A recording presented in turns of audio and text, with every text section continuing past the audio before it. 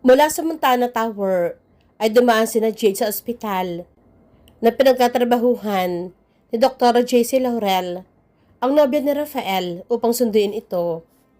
Nagkaroon kasi ng problema sa ginagawang project ng Montana Estates at ito ay inutusan ni Uriel na sumama kay Moses Bien na asikasuhin iyon. Manunood sila ng concert ni Gary Valenciano sa Araneta Coliseum kasama sina Jarvis, Siege at ang triplets, at si Rafael ay hahabol na lang daw. Habang sila ay naglalakad sa pasilyo, ay nagtaka si Jade na makita si Nana Salud. Kabuntot, ang isang unipormadong nurse na palabas mula sa isang silid. Higit siya nagtaka na makita ang benda sa ulo nito. Nana Salud, ano nangyari sa inyo? Nag-aalalang tanong ng dalaga. Ikaw pala, iha. Waring hindi rin naasahan na matanda na makikita siya nito doon. Heto, nananakit ang aking katawan. Paano kasi? Inakit ang bahay namin kagabi ng ilang kalalakihang pulos sa kasuot ng maskara. Hinataw ako sa ulo at iginapos. Kaya isinugod ako ni Michael dito sa ospital. Paliwanag na matandang babae. Ho? Lalo siya nag-alaala na marinig ang pangalan ng binata. Si Michael ho. Ano nangyari sa kanya? Umalis sandali at may pupuntahan daw. Huwag ka mag-alaala dahil wala siya sa bahay kagabi kaya hindi siya nasaktan. Mas mabuti na rin iyon dahil kung naroon siya, baka kung ano na nangyari. Nag-report na ho ba kayo sa polis? Sabad ni Aliana. Naghaya na ng reklamo sa pulisya si Michael. Nangako naman ang kanyang ninong na huhulihin ng mga taong iyon. Bakit ho kayo inakyat? Tanong naman ni Allison. Ninakawan ba kayo? Iyon na nga ay pinagtataka ko. Wala namang nawala. Siguro ibang kanilang pakay. Iniisip ko nga baka si Michael ang kanilang hinahanap. Pero wala namang sinasabi sa akin ang batang iyon. Nagatingin na naman ko pinsan. Ewan pero biglang kinutuban si Jade nang hindi maganda. Pakiramdam niya ay may masamang mangyayari. Bigla siyang nakadawa na mahigpit na pangangailangan na makausap si Michael. Nag-aalala siya ng husto para dito. Hindi niya alam kung saan nagmula ang pakiramdam na iyon, pero malakas ang kanyang kutob na nasa panganib ang buhay ng binata. Dahil sa mga nalaman buhat kay Nana Salud, ay nabawasan ang gana ni Jade sa panunood. Wala sa singer na nagpe-perform sa stage ang kanyang pansin, kundi na kay Michael. Mukhang hindi lahat tayo ay nag-i-enjoy pansin ni Rafael, nang patungo na sila sa malaking van. Hawak-hawak nito ang kamay ng kasintahan. Sa mga tingin pa lamang nito sa simple, pero magandang doktora, ay masasabi ng in love ito sa dalaga. Napasulip ang mga kasama niya kay Jade. Napahinga na malalim ang dalaga. Nag-aalala, ako kay Nana Salud at Michael. Pag-amin niya, baka kung ano na nangyayari sa kanila. Di kausapin mo si Michael. Pakli ni Aliana. Alamin mo sa kanya kung ano ang mga nangyayari. Michael, sino yon? Kulot noong tanong ni Rafael. Hi Rafael, pare-pareho lamang tayo ditong naguguluhan. Baka naman gusto niyong ipaliwanag sa amin ang mga nangyayari dahil pakiramdam ko sina Jade lamang at Yana ang nagkakaunawaan. Nabobor ng sabi ni Allison. Walang kumibok na Aliana at Jade para magpaliwanag. Hay nako, nasabi na lamang ni Ali sabay talikod. Pumasok na ito sa sasakyan. Let's go guys, antok na ako. Nagsunuran na rin sila papasok sa sasakyan. Ayaw patahimikin ang kanyang pag-alaala si Jade para kay Michael. Nang hindi na makatiis ay naisip na yung puntahan ng binata sa bahay nito. Medyo malayo-layo na ang kotse niya sa tarangkahan ng Montana na may sasakyang humarang sa kanyang daraanan. Kung hindi siya nagkakamali, kotse iyon ni Klein. Kunutuon niyang itinabi ang kotse at saka sinalubong ang lalaki. May problema ba, Klein? Tanong niya sa mahinahong tinig. Bahagya siyang kinabahan sa dilim na nakasungaw sa mga mata ng lalaki. Sa ayaw mo at sa gusto ay sasama ka sa akin. Mariing sabi ng lalaki, sabay sunggab sa kanyang kamay. Hindi mo ako pwedeng paglaruan. Automatic kong nahablot niya ang kanyang kamay mula sa pagkakabihag nito at napaatras. What the hell is the matter with you? Paasik niyang sabi. Malinaw na sa akin ang lahat, kaya huwag ka na magmaang-maangan pa. Pasinghal na sabi ng lalaki at tinangka ulit siyang hawakan. Pero muli siyang umatras para hindi nito maabot. Pinaglalaroan mo ako, kaming lahat. What are you talking about? Hindi kita maintindihan. Alam mo kung ano ang sinasabi ko. You witch. Ilang kaming idinidate mo ha? Lahat baka may ibalak mo rin sagutin. Puno ng pang-uuyam na sabi nito. That's it. Yun pala ang pinagbuputok ng butchi nito. Ang pakikipag-date niya sa iba. Wala akong dapat ipaliwanag sa'yo, Klein. Kalmado niyang sabi. Sabay hakbang pabalik sa sasakyan. Sa simula pa lang itinapat na kita. Besides, maliligaw pa lang kita. Kaya wala kang karapatang sumbatan ako. Iyon ang akala mo. Matigas sa sabi nito. At inilang hakbang ang kanilang pagitan. Bago pa mamalaya ni Jade, ay bihag na ulit ang kamay niya ni Klein at kinakaladkad siya nito patungo sa kotse. Tamang-tama namang walang dumaraan doon. Kapag hindi siya nakawala sa lalaki, baka kung saan siya nito dalhin. Let me go, Klein. Ano ka ba? Singhal niya habang patuloy sa pagpupumiglas. You'll pay for this. Wala kang karapatang iharas ako ng ganito. Nginisihan lamang siya ng lalaki. Sa klase ng ngising iyon, na mga tingin nito sa kanya, at sa paraan ng mga pagsasalita nito, halos natitiyak na niya. Hay sa pinagbabawal ng gamot ang lalaki.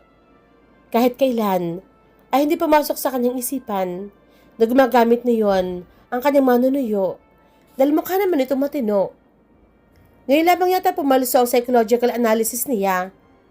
Hindi siya nakatutol nang ipasok siya ng lalaki sa loob ng sasakyan. Ipakikita ko sa iyo kung sino talaga ako, Jade. Hindi mo pa ako lubos na kilala. Let me go, you bastard. Hindi ako sasama sa iyo.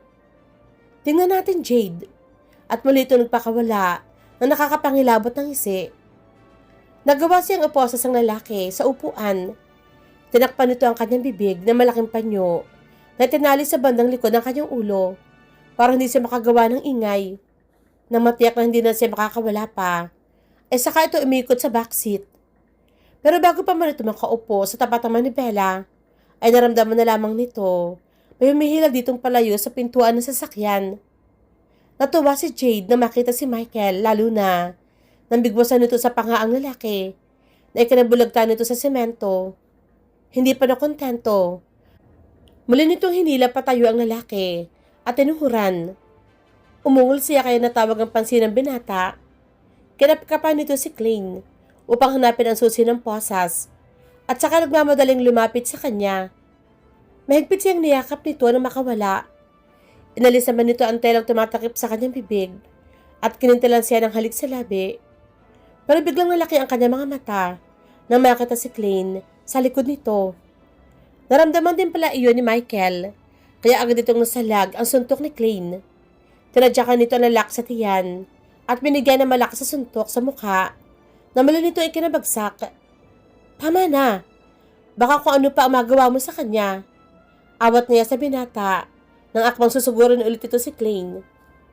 Ipinasok si Michael ang isang kamay ni Klein at ipinasok sa sarili nitong sasakyan. Ginaya ng binatang ginawa nito kay Jade para matiyak. Hindi ito makakatakas hanggang sa dumating ang mga polis.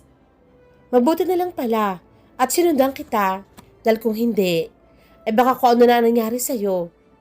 Himig na nermang sabi ni Michael habang nalalayan siya makapasok sa sasakyan. Si Klein ay dinala ng mga pulis. Malamang na makulong ito o di kaya ay marehab dahil positive ito sa droga. Ano bang nakita mo sa lalaking iyon? At nakikipagmabutihan ka doon? Bigla siyang napasimangot nang maalaala ang sagot sa tanong ng lalaki. Kung hindi naman dahil sa pambabaliwala nito sa kanya, ay hindi niya pag-aaksayahan ng panahon si Klein. Kasalanan mo. Paninisin niya dito. Ako? Nalalaki ang mga matang reaksyon nito. Sabay turo sa sarili. Bakit ako? Paano? Hindi mo ako pinapansin. Mula nang bumalik tayo sa pagka-cruise, ay iniiwasan mo na naman ako. Nanunulis ang ngusong sumbat niya. Pinuntahan kita sa inyo, pero binaliwala mo lang ulit ako. Ah, iyon ba? Ngumiti ito. Yung uri ng ngiti nagpapaunawa. Sorry. Hindi ko naman sinasadya yun eh. Umingo siya. Masama pa rin ang kanyang loob sa lalaki.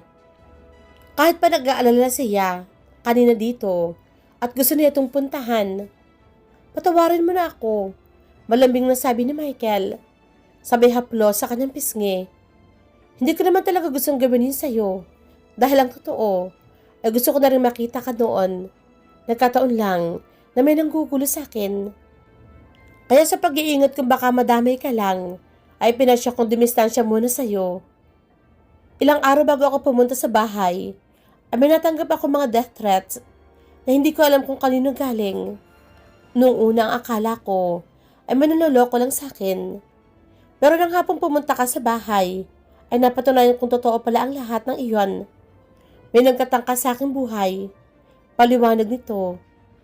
Mahal kita, kaya ayokong madamay ka doon. Dugtong nito, habang titig na titig sa kanya. Baka makapatay ako ng tao kapag nagkataon, lalo na't nagbanta din ang taong iyon na lahat ng mahal sa akin ay kanyang idadamay. Nakita mo naman kung ano nangyari kay Nana Salud, hindi ba? Mahal mo ako? Parang iyon lang ang kanyang narinig sa dami ng sinabi nito. Tumango si Michael.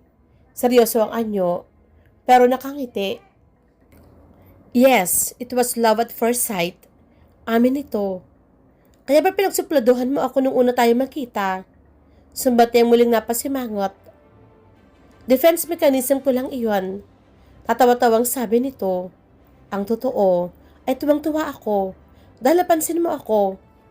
Kung ganon, bakit pinagsungitan mo ako nang padalhan kita ng mga bulaklak at imbitasyon kung gusto mo rin pala ako? Inunahan mo kasi ako. Ang totoo ay may plano na rin ako noon na padalhan ka ng mga bulaklak. Pero sinira mo ang plano ko, kaya nagalit ako. Ayoko pa naman sa mga babaeng agresibo. Excuse me, hindi ako agresibo. Pagkataray niya, sabi hello kip-kip. For your information, sa'yo ko lamang ginawa ang bagay na iyon. Na-challenge kasi ako sa kasupladuhan mo. Isa pa, gusto talaga kita, kaya naglakas loob ako. Kung ako ang gusto mo, bakit ka sumasamang makipag-date sa kung kani-kaninong lalaki? Himing nagdaramdam nitong sabi. Kasi nga, naiinis ako sa'yo. Akala mo siguro, ikaw lamang ang lalaki dito sa mundo. Kaya naisip ko, ipamukha sa'yo. Marami ring lalaki ang naghahabol sa akin. Irap niya. Hindi mo ba alam na halos masira ang ulo ko sa kakasunod sa'yo? Kahit pa nasasaktan ako, sumigi pa rin ako. Dahil sa takot kung baka lumampas ka sa dapat. Hindi ko na iyon papayagan pa. Anong akala mo sa akin? Cheap? Nalalaki ang mga mata niyang bulalas. Impulsive ka kasi. Kaya hindi mo ako masisisi. Lahat ng maisipan mo'y ginagawa mo na hindi nag-iisip. Napapakamot na sabi nito. Sorry. Kung hindi mo lamang ako iniligtas sa kilay na iyon, hindi kita patatawarin. Mahal lang kasi kita eh.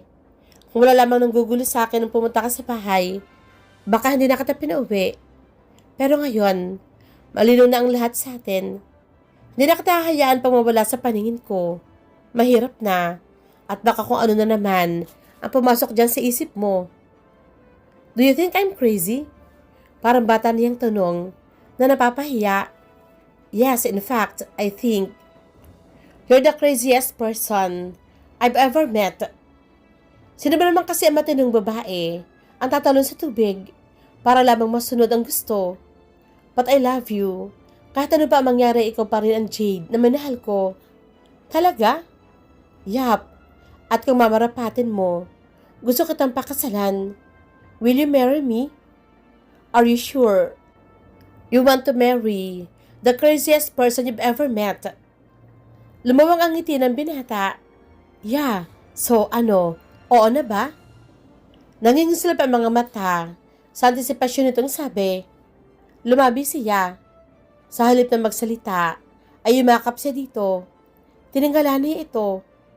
Ang sabi mo ay may nagbabanta sa iyong buhay at ayaw mo akong madamay. Nahuli na siya. Putol nito. Wala na tayong dapat pangalilahanin. Kaya nga kita pinuntahan. Mabuti na lang at dito ako dumaan. Kaya nakita ko kayo ni Klein. I'm sorry. Dahil sa katigasan ng ulo ko, ay muntik na akong mapahamak. Mula ngayon, ay magpapakabait na ako. Promise. Niyakap siya nito na mahigpit. Hi, Jade. Ano kaya ang gagawin ko kung may masamang nangyari sa'yo? Lalo niyang sinigsik ang katawan dito. Hinagkan-hagkan nito ang kanyang buhok at napabuntong hininga. My sweet but crazy love. Dito na po nagtatapos ang kwento na Jade at Michael. Samahan niyo po muli ako sa panibagong kwento na ibabahagi ko sa inyo. Marami pong salamat. God bless everyone.